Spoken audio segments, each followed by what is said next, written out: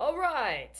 Today's August 22nd, 2020. Among other things, it is 31 days, which is 1 month, since the Office of Foreign Asset Control, in accordance with a executive mandate from the president, released some of the restrictions on imports and exports connected to the nation of Venezuela. There wasn't a lot of publicity about this, and what there was important to cross reference with the actual information available on the Treasury site and then compare it with what the White House was putting forth. But this means that basically for the last month, there has been a reconfiguration of American policy toward Venezuela. To what end? Currently, right now, on the congressional website, which is supposed to be the official congress.gov website, is a bill that presumably was considered before Congress in the less than 30 minutes Congress was in session for the day.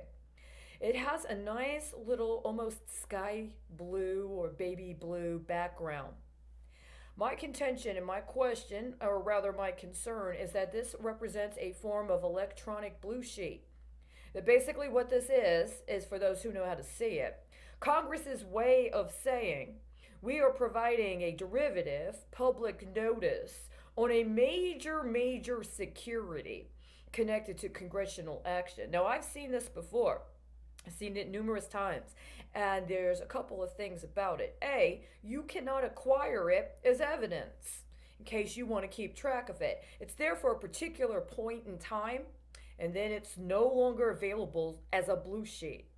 B, one of the last times I saw this was in connection with a time frame during which Congress ostensibly was considering the cancellation of a significant amount of student loan debt. But they tabled it for a month.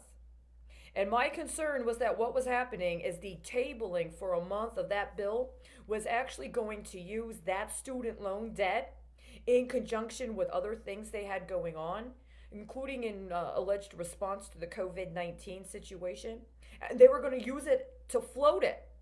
They were going to make it a sort of collateral on some sort of other loan. Now, we've recently had information about how Saudi Arabia paid back the terms of some sort of loan early. But we didn't hear about the loan to begin with, did we? So there's that. There's the situation with the futures, including futures that were sold by the Asian market to the markets in the United States. The day after a temporary life insurance policy that was in part, at least, sponsored by Citigroup ended. And those short-term life policies ended as well. This was at a time when the nation of concern, which was Singapore, was reporting that the primary clustering of COVID-19 infections were being reported in connection with colleges and college dormitories. I believe that they were connected. I made a public announcement as much at the same time, right? I believe that something similar is happening right now. And I also believe that part of what that entails is that the fact in 1995 that I was at least one of a certain number of people that were told we were given federal student loans. But as I have said, I believe federal student loans are more of a capital outlay. Now, if you get a private loan or you get a job in the private sector after you go to college and you pay off your federal student loan, then that could very well mean that your contribution to whatever that outlay process was to contribute to the American economy via the private sector, or whatever you end up doing after you've paid off your specific financial relationship. And then that represents some sort of transition in terms of your participation in society. But if early on, as I was, you do not comply with the predetermined programming for which you and your capital assets, including whatever the inheritance is that you should have been able to obtain through your family or your community or the network you came from, and then they just decide to reconfigure you and tell you you've got a loan debt, when the truth of the matter is that they switched the programming for which that outlay was actually involved with and to which you were actually assigned without telling you. and then visit political retaliation on you by assigning you to perform in a capacity that's either meant to be sabotaged or characterized as a liability, so you cannot acquire private capital or private resources to get out of some sort of federal appropriations process one way or another. And by the way, being on Medicare, being on Social Security, and or availing yourself of food stamps or HUD or systems connected to the HHS is a part of a capital outlay process. Being used for research and development for military weapons is part of a capital outlay process. So, how you contribute to the various processes, it needs to be something that is given disclosure so that we can provide informed consent and we can engage to meet the obligations that we are a part of. Debt and obligation are different. And there could very well have been a compelling argument for saying that as members of the United States of America, that there is a capital outlay process that is part of our livelihood and as part of the way we contribute, including in a payment of taxes and or including in a way that we participate in various other kinds of programs that we may be suited for or potentially availed of the benefits of, that there is a certain part of our education and a certain part of our job prospects that go into the various things that are part of long-term budget processes. And that at some point there may come a evaluation of how we have participated in this particular process, and it's been determined that's not the one that we are most optimally suited for, and here are other options. It's very simple. And if Congress followed the law around accrual accounting, then this would have been completely possible. But at some time, somebody decided they were going to contrive to sabotage people and to engage in deception internally. And I believe somebody wants to say it's part of a nuclear strategy. And it's a terrible nuclear strategy. I have somewhere pending an argument, or rather a policy piece, on whether a failure to apply appropriate nuclear strategy, i.e. failure to prevent a nuclear attack on the United States or Americans, is actually an impeachable offense. But besides that, the point of the matter is something's happened. And my understanding is that before I was given advance notice via the electronic record system that I was set to receive mail saying that I owed a legal debt, which is not true. Right? I have the information. I could appeal and go to court. That I had been told that the obligations connected to my participation in the federal capital outlay process had terminated.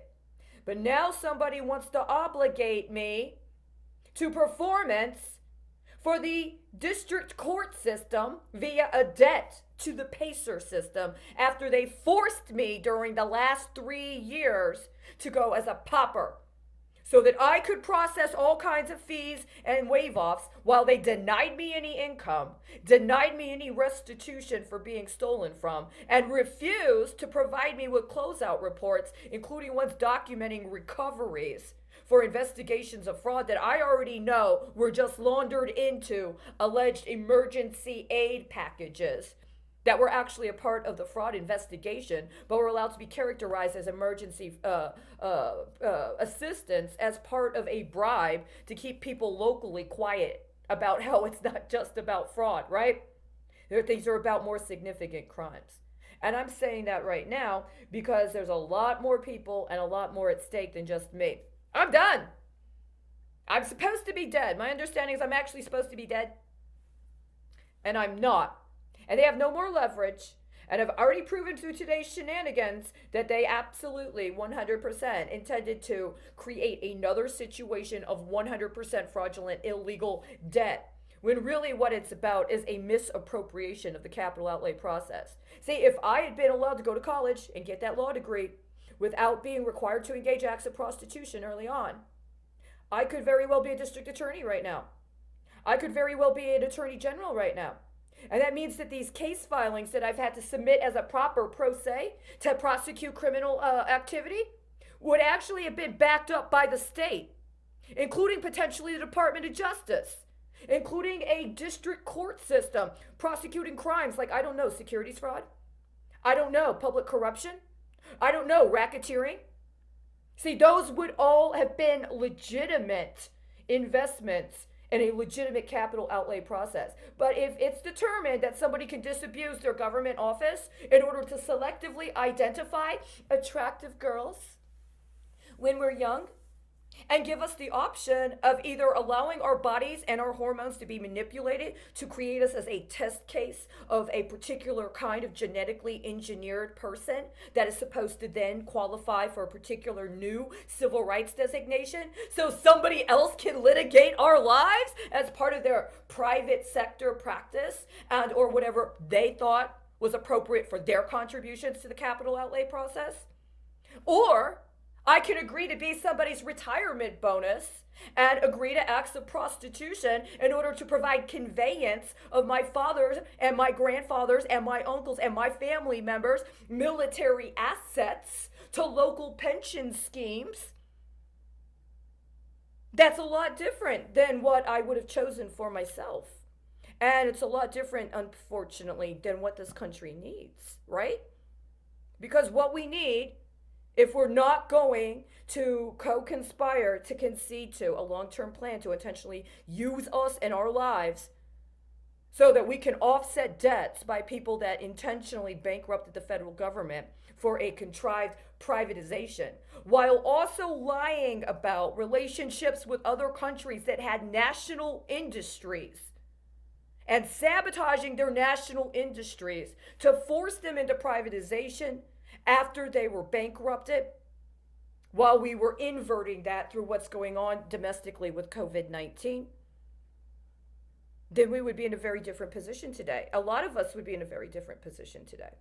And I'm just letting you know, you might want to check it out. Go try to see if you can find that electronic blue sheet. Let them tell you how much you're worth, how much your futures are worth, regardless of what your skin color is. Next time they try to ping you to go out to a protest, right as they're setting up a new municipal bond, be forewarned, I'm keeping track, and every single one of them is fraudulent.